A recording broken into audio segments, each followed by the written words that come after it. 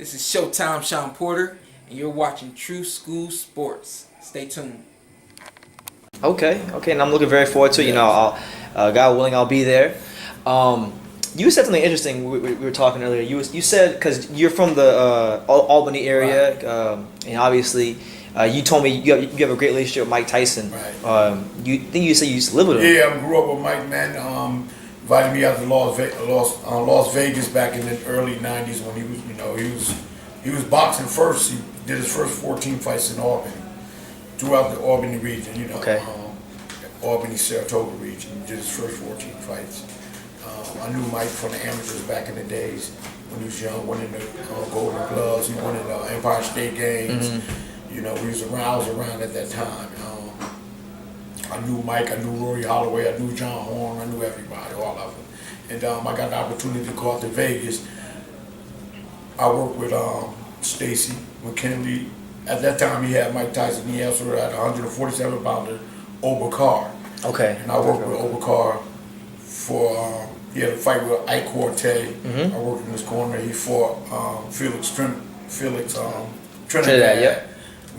We helped him get ready for those fights. So he was a pretty good fighter. I knew him well, through Mike Tyson, brought me out to Vegas. I stayed out there for a number of years, in and out of Vegas, going back and forth. Mm-hmm. So that's how I know Mike and all those guys. That's how I met Stacy back in, I think it was like 91. Okay. Wow. Before I was born. 91, something like that. That's when I met Stacy. Yeah. What's like the best Mike Tyson story you could tell? That's PG.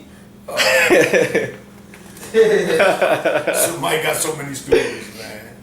But nah, I'm gonna tell you one thing. Mike is a good person, got a good heart, man. Yeah. You know what I'm saying? He let me come into his life, man. He brought me around, man. Showed me things I never seen, I never thought I'd see. So I have to give him credit on that. I give credit to Rory Holloway. That was Mike's assistant manager, one of his managers. But I knew we went to school together. We grew up together, and Rory told me to get ready to come on out there too. So I really appreciate that. So through them, I got a chance to work with Mike. Mike said so many stories, man. So many stories, yeah. Yeah, so okay. I don't have one to pinpoint right at this particular point. Okay. Well, back then with Mike, like, because you saw him as amateur, so you got to see the whole everything, the whole evolution from the Cuss days to superstardom to the fall back.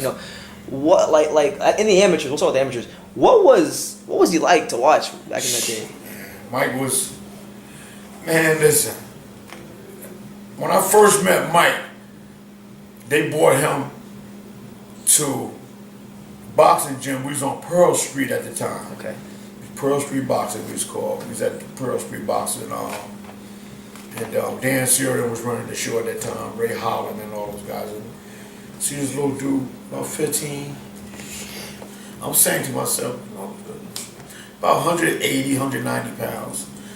So we had a big heavyweight. We called him Big Rick. He was, he was on the U.S. team. He was good. He was our famous fighter back then. Mm-hmm. Him, Elijah Tillery, Joel Scott, all those guys. Joel came a lot of years later, but when Mike first came on the scene, he's about 15. At that time, Rick was in his 20s. And Rick was a big heavyweight like George Foreman. And when Mike got out of the ring that night, I said, man, I never seen nothing like that. He was raw. You understand what I'm saying? Mm-hmm. He wasn't polished up, but he was so fast. It's just so fast and so strong and so precise, man. I was like, God, this dude gonna be champion. This dude gonna hurt somebody. That's what we used to say. God, if he hit you, some bad things gonna happen. He might did just that, man. He took that shit from the amateurs all the way up to the top, man. To when he first beat Trevor Bryan. Yeah. I was like, wow. I've been to a lot of those fights, man. I didn't make the fight when he won the title, but I was in camp when he was defending the titles.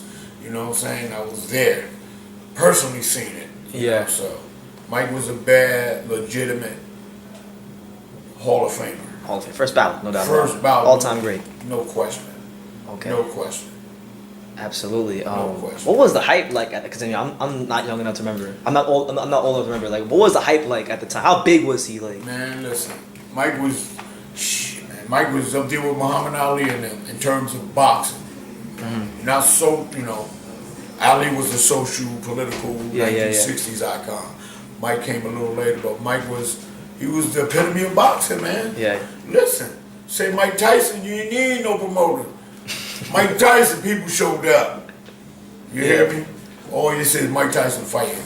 The whole block get empty. Everybody. The world just stopped. Everything stopped. Yeah. Go see Mike on Homebox. And believe me, young man, he lived up to the hype. He lived up to the hype, man. And the frenzy, sometimes, man, if you're there, you don't believe it. Yeah. You don't believe it, man. I'm sitting back, I'm like, wow. I'm talking about actresses, actors, so-called movie stars. This kid might come in the building, everything stopped. Everything gravitated towards this guy, and I'm like, wow. I never seen that like that in person. Right there, right next to him, man. It was. Yeah, he was a true superstar. I'm serious, man. Yeah, Mike was in this era when we came up, Mike was the biggest. He was the biggest. It ain't gonna be big like that for a minute. Yeah. It's hard. No, it is. It's hard, man.